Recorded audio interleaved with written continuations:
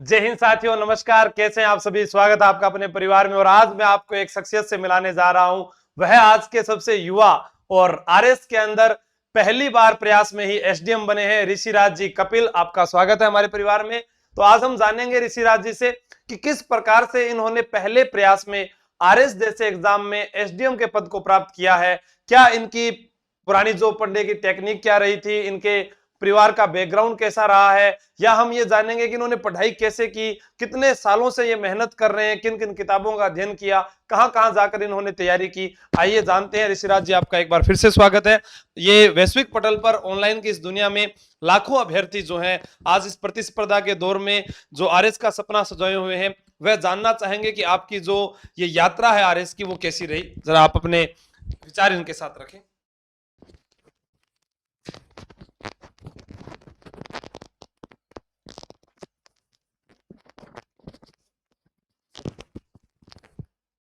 नमस्कार सर। सबसे पहले तो मैं आपको बहुत बहुत धन्यवाद देना चाहता हूं कि आपने इस मंच के माध्यम से अनेकों युवाओं से मुझे रूबरू होने का मौका दिया। सर, जैसा कि अभी आपने बताया कि 2021 आरएस वैकेंसी में मेरा सबसे युवा एसडीएम के रूप में चयन हुआ है। तो इस सफलता का जो श्रेय है, सबसे पहले तो मैं अपने माता पिता, दादा दादी एवं परिजनों को देना चाहूँगा।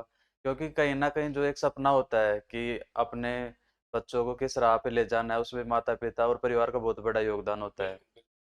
तो जो मेरे लिए जो सपना देखा था मेरे पापा जी ने, कि कहीं न कहीं उनका भी सपना था कि मैं लोगों के लिए कुछ करूँ, लेकिन परिस्थितिवश जो उनके सामने जो सिचुएशन थी उसमें वो अचीव नहीं कर पाए, लेकिन फिर भी उन्होंने अपने स्तर पर बहुत कुछ किया और सपना देखा कि मैं ना कर पाया तो मेरे बच्चे करें। बिल्कुल।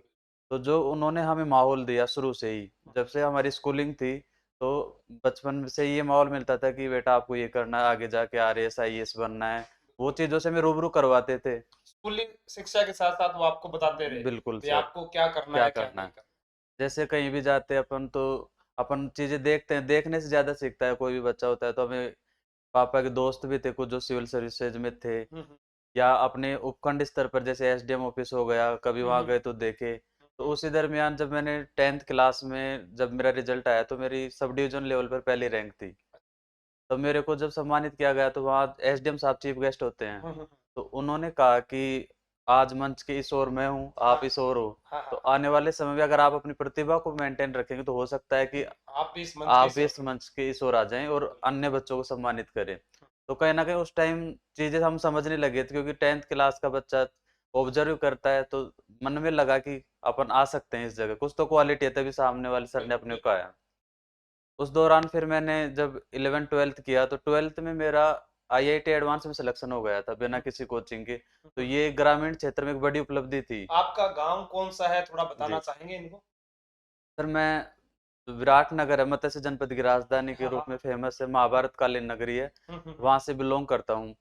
विराटनगर से मैं पहला व्यक्ति हूँ जो डायरेक्ट एसडीएम बना हूँ। बहुत बढ़िया। और पापा, मेरे पापा जो है साधारण अध्यापक है, जो कि स्कूल में गवर्नमेंट विज्ञान विषय के टीचर है। उन्होंने हमें शुरू से इसी के लिए प्रेरित किया। जब 12th में ये निर्णय लेना पड़ा कि ग्रेजुएशन में क्या करें, तो आईआईटी मेरा चयन हो चुका था, तो साथ में हर तरीके की सलाह थी कि आपको इंजीनियरिंग करनी चाहिए, सिविल सेवा के लिए ये रास्ता भी है, वो भी है। तो उस समय जो निर्णय था वो पापा का एक बेहतरीन निर्णय साबित हुआ, कि उन्होंने कहा कि जब आपको उस दिशा में जाना ही नहीं है, इंजीनियर बनना ही नहीं है, तो क्यों अपन इतनी ज़्यादा मेहनत करें। एक विकल्प ये था कि इंजीनियरिंग भी कर लेते, उस दूसरे रास्ते से अपन सिविल सेवा में आ जाएं।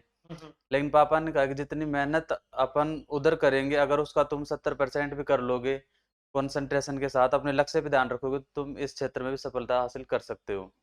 तो फिर मैंने 12th के बाद ग्रेजुएशन के लिए दिल्ली विश्वविद्यालय चुना। क्योंकि वहाँ का जो माहौल है, अपन सुनते भी है, देखते भी आए थे कि दिल्ली में सिविल सेवा का गढ़ माना जाता है। बिल्कुल बिल्कुल। तो मैंने आईएएस का सपना लेकर अपनी तैयारी शुरू करी थी सर। जब दिल्ली गया, तो वहाँ पर अनजान शहर था, अजनबी जगह थी, क्योंकि अपन गाँव से निकले हुए थे। तो इतने बड़े शहर में जाना डायरेक्ट, तो कहीं ना कहीं वहाँ भी एक चीज थी कि भाई अपन दिशा भटक सकते हैं।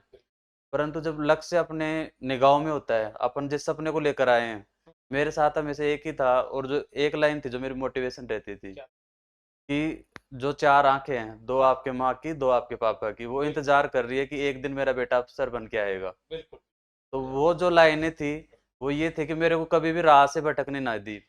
क्योंकि हम जहाँ जिस जगह पे मैं जाके खड़ा हुआ था वहां पे अनेक रास्ते थे, हम किसी भी दिशा में जाके भ्रमित हो सकते थे। परंतु उस दौरान मन में था कि सिविल सेवा के लिए आए अपन, साथ में ये भी था कि कॉलेज की पढ़ाई भी अच्छे से करनी है। तो उस दौरान मैंने इस हिसाब से खुद को मेंटेन किया कि भाई पहले तो कॉलेज का समझा क्या स्ट्रक्चर है, कैसे कोर्स में अपने को क्या करना है। साथ में सिविल सेवा की धीरे धीरे शुरू करी खुद के बेस पर, भाई कैसा एग्जाम होता है, क्या पेपर पैटर्न होगा, क्या क्या पूछा जाएगा। क्योंकि डायरेक्ट जब तक अपन किसी चीज की रणनीति नहीं बनाते और किसी बिना तैयारी के लड़े गए युद्ध हमेशा हारे जाते हैं और उसमें विनाश होता है। तो मैंने अपनी उस हिसाब से बारीकी से तैयारी शुरू करी, चीज़ों को खुद से ऑब्जर्व किया कि क्या क्या चीज़ें हैं, कैसे होगा। पेपर पैटर्न देखा, स्टेट पीसीएस का भी देखा, यूपीएससी का भी देखा।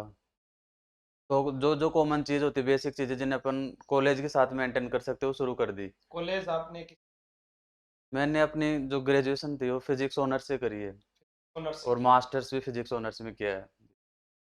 तो कहीं ना कहीं वहाँ भी दो ऑप्शन थे। जब फिजिक्स ऑनर्स में पढ़ाई शुरू करी तो ये था कि आगे अपन रिसर्च में जाके विदेशों में जाके अच्छी रिसर्च करें, तो वहाँ भी खूब रिसर्च में स्कोप है, पैसा भी है, सम्मान भी है।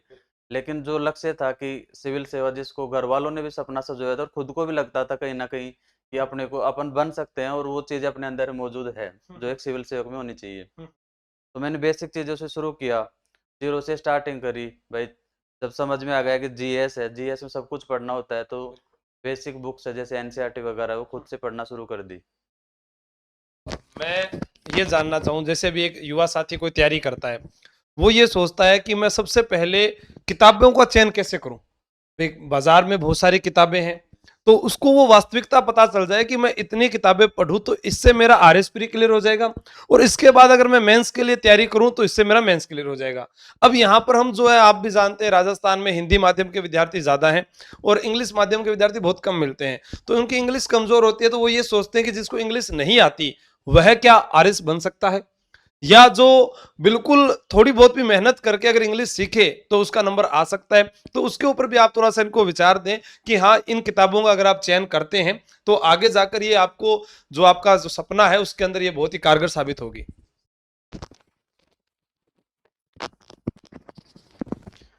जैसे कि सर मीडियम की बात आती है तो एक हवा बनी हुई है कि अंग्रेजी माध्यम वाले ही ज़्यादा कर सकते हैं।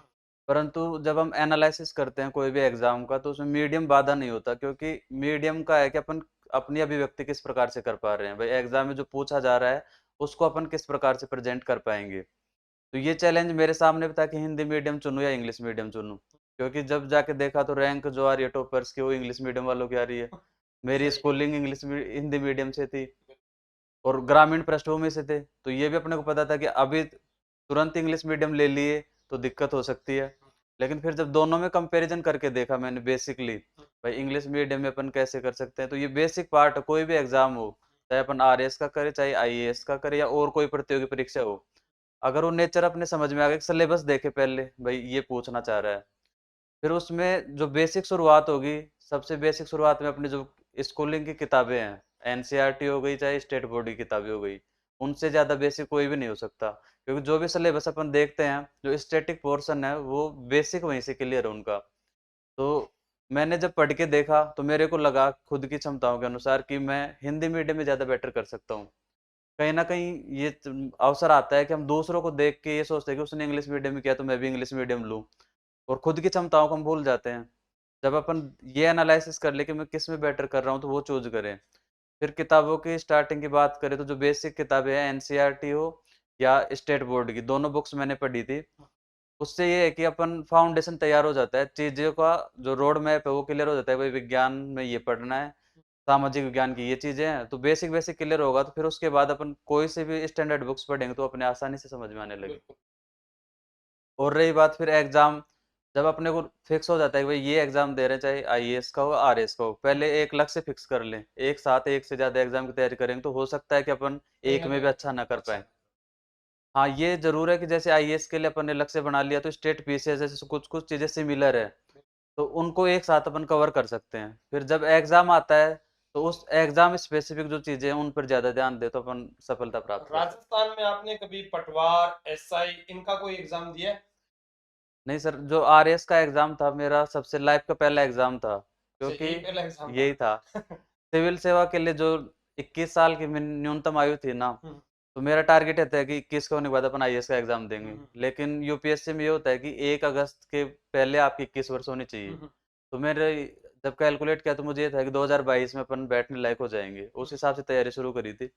पर जैसे एमएससी जुलाई में पूरी हुई थी तो आरएस का नोटिफिकेशन आया जुलाई 2021 में। मेरे को लगा कि अपन तो एलिजिबल है ही नहीं, क्योंकि 1 अगस्त के बाद मेरा बर्थ आता था।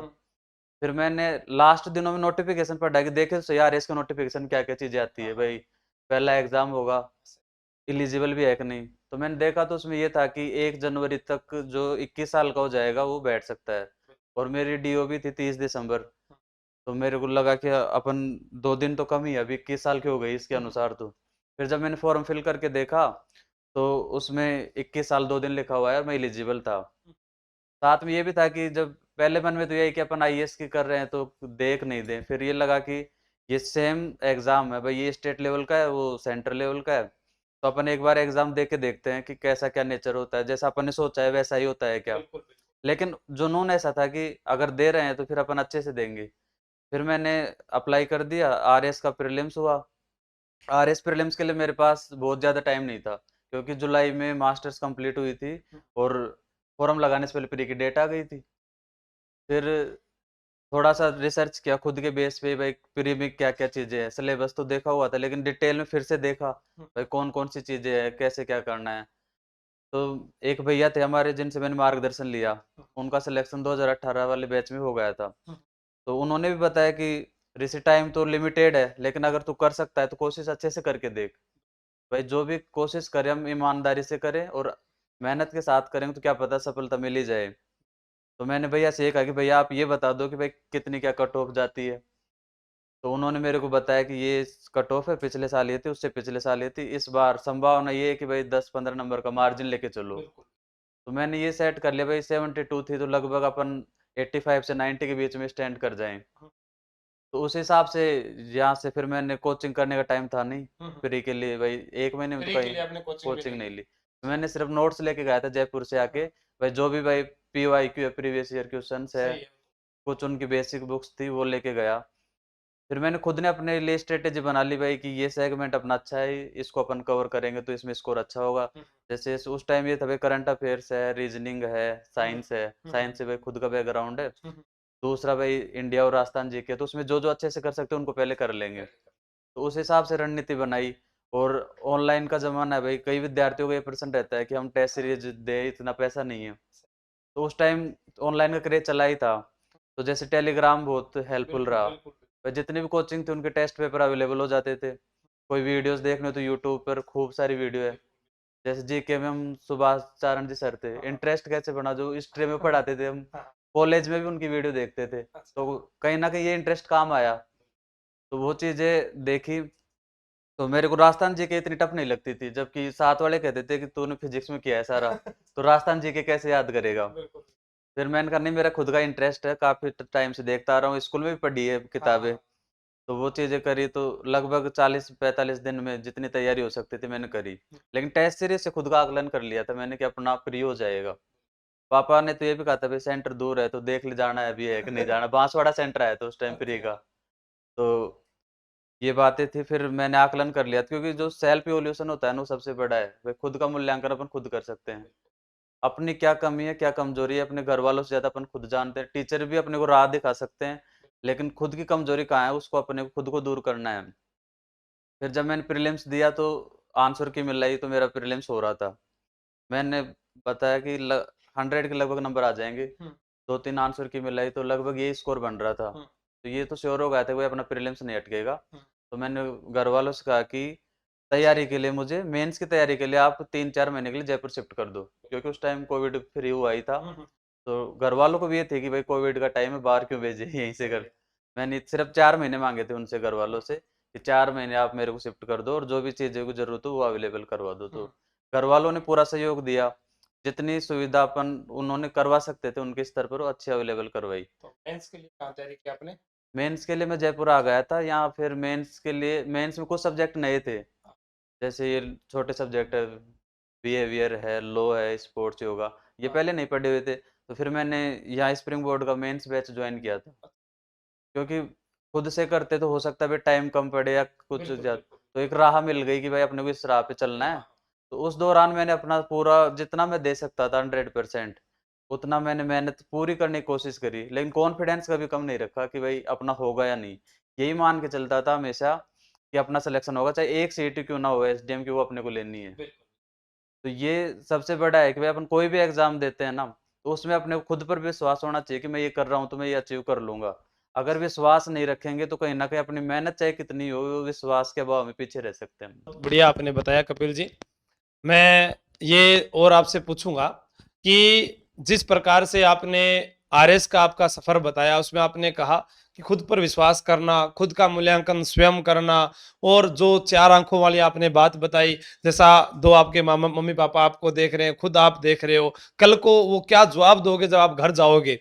इस आपाधापी से भरी हुई जिंदगी में कितनी मेहनत और मशक्कत के बाद में वो एक एक पैसा जोड़कर अपने बच्चों को पढ़ाते हैं। और आपने कहा कि इस अनजाने शहर दिल्ली में मैं जब गया, वहां पर मैं राह भटक सकता था, लेकिन मैं अपनी राह पर ही रहा, और उसका नतीजा ये परिणाम निकला कि पहले प्रयास में एसडीएम तक बनना, राजस्थान की सबसे सर्वोच्च परीक्षा और उसकी सर्वोच्च रैंक हासिल करना अपने आप में बहुत बड़ी बात है। ये कोई आसान नहीं है, कोई ऐसा नहीं है कि ये कोई एक सपना है जिसको आप देखोगे और कल पूरा हो जाएगा। इसके लिए इन्होंने बहुत मेहनत की है, और मेहनत करने पर ही फल मिलता है, ऐसा हमें बचपन से सिखाया गया है। आप कर्म करते रहिए, फल आपका निश्चित है।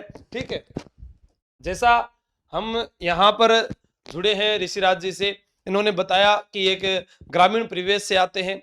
आरएस प्री तक के एग्जाम तक के लिए इन्होंने कोई तैयारी नहीं की। जो इनकी सेल्फ स्टडी थी, जो घर पर तैयारी कर रहे थे, वही उन्होंने पढ़ा। ऐसा नहीं है कि पहले ही आरएस प्री के लिए कोई कोचिंग में गए और फिर वहां जाकर उन्होंने पढ़ाई की। तो देखो, प्री की तैयारी इन्होंने घर पर की, तो भी इन्होंने 100 के लगभग जो है स्कोर किया। और मेंस की तैयारी के लिए जैसा इन्होंने बताया कि स्प्रिंग बोर्ड के जो लास्ट के अंदर मेंस एग्जाम चल रहा था, उसमें तैयारी की। और जीके इनको जब सुधारना था, तो इन्होंने कहा कि हम स्कूल टाइम से सुभाष चारण सर के वीडियो देखते थे। आज प्रत्येक युवा साथी जो तैयारी कर रहा है, वो कहीं ना कहीं जीके के माध्यम से, ऑनलाइन प्लेटफॉर्म के माध्यम से अपनी जीके को सुधार सकता है, कहीं पर भी पढ़ता हो। लेकिन बस उसका लक्ष्य ये होना चाहिए कि उसके माता पिता ने जो सपना देखा है उसे मैं पूरा कर सकूं। तो अभी जो युवा साथी हैं, जो राह भटक जाते हैं, जिनको एग्जाम के पास आकर ऐसा लगता है कि मैं घबरा रहा हूं, उनके लिए आप क्या संदेश देंगे? लास्ट 2 शब्दों में आप अपनी बात रखें, ताकि इनको ये लगे कि हाँ, इस लाइन को मैं याद रखूं जीवन भर, और मैं अपना परीक्षा जो है अच्छे से दे पाऊं।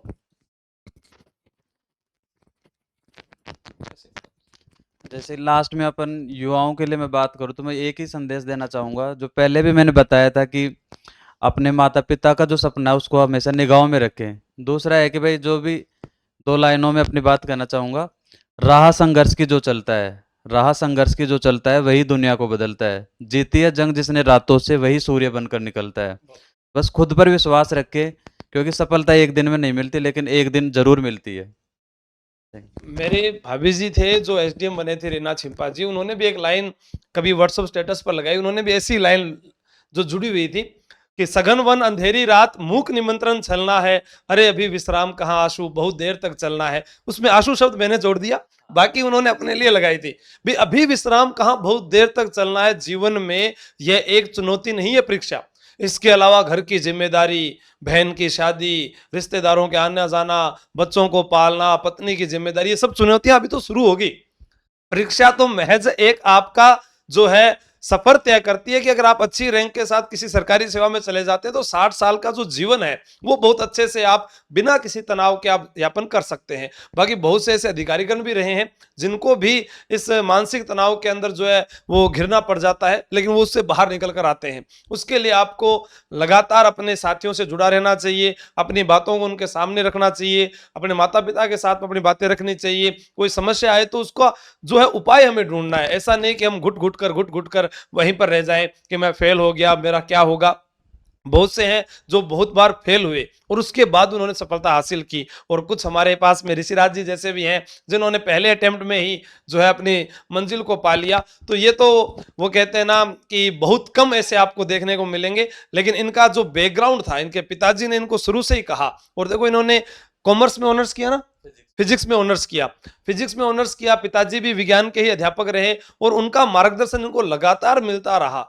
ऐसे माता पिता अगर आपके साथ हैं तो फिर आपको घबराने की आवश्यकता नहीं है। आप जीवन में जो सोचोगे वो आपको जरूर मिलेगा। हम दोनों की ओर से आप सबको शुभकामनाएं कि जैसा इन्होंने कहा कि आज हम मंच के इधर हैं, आप मंच से उधर हैं। अगले इस आरएस मेंस के एग्जाम के बाद हम चाहेंगे कि फिर कोई एक युवा साथी जो निकलकर मंच के इधर आए। सभी को बेस्ट ऑफ लक, शुभकामनाएं। जय हिंद।